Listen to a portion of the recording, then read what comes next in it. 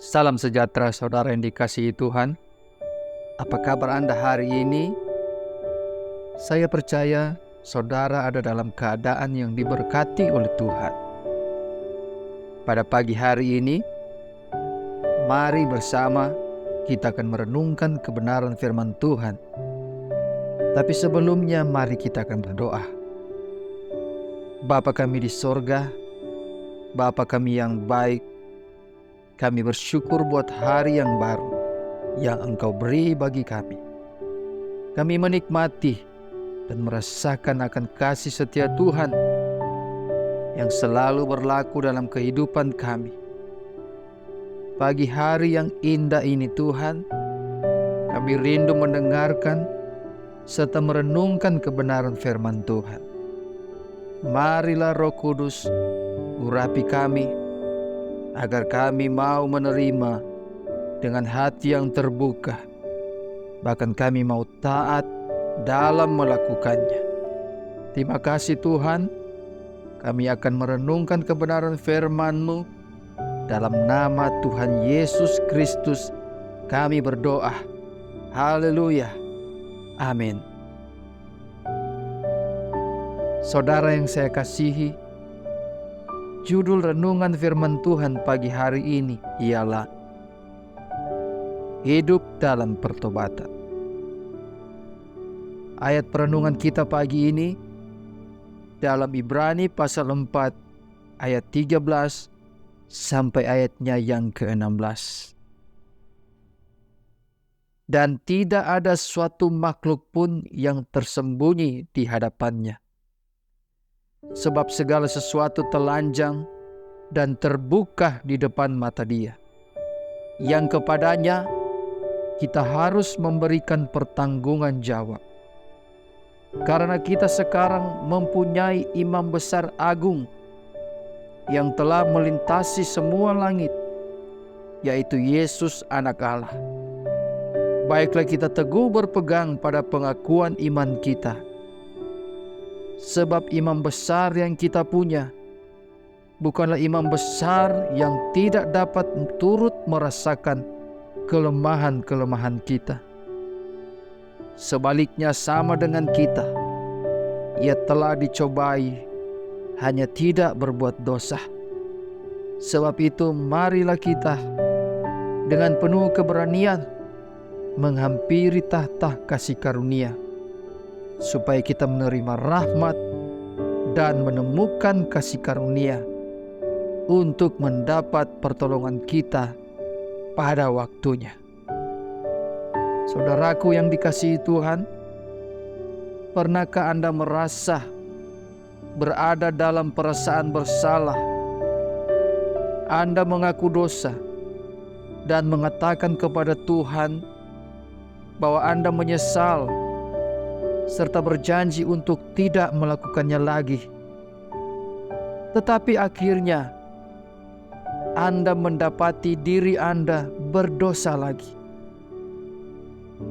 Anda telah datang kepada Tuhan untuk mengaku dosa puluhan kali, namun Anda tetap saja mengulangi dosa yang sama.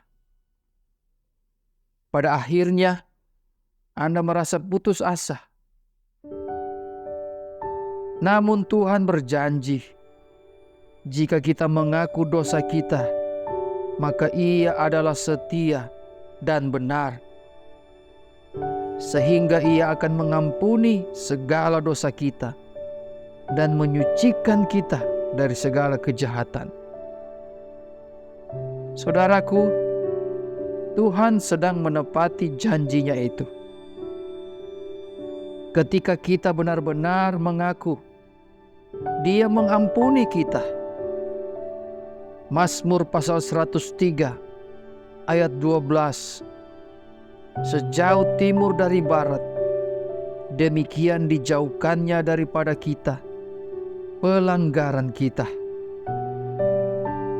Jadi, bagaimanakah sebenarnya pengakuan dosa kita yang tulus? Bagaimana pengakuan dosa kita yang benar di hadapan Tuhan? Saudaraku yang saya kasihi, pengakuan dosa yang berkenan di hadapan Tuhan ialah jika disertai dengan pertobatan. Kedua hal ini, yaitu pengakuan dan pertobatan, adalah dua hal yang harus berjalan bersamaan. Jadi, bertobat berarti mengakui segala kesalahan serta mengubah tindakan kita. Untuk mengaku dosa dan bertobat adalah sebuah keputusan yang harus diambil dalam kesungguhan dan dalam kita meminta akan tuntunan Roh Kudus. Kita berkata, Roh Kudus, berikan saya kekuatan dan kuasa untuk saya dapat berpaling dari segala dosa serta hidup dalam pertobatan.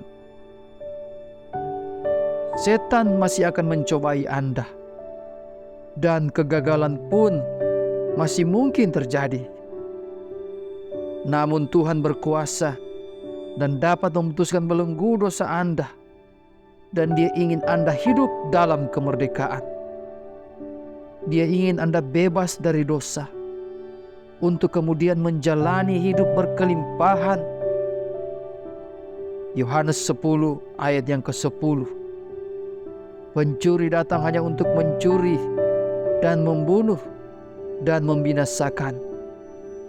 Aku datang supaya mereka mempunyai hidup dan dalam segala kelimpahan.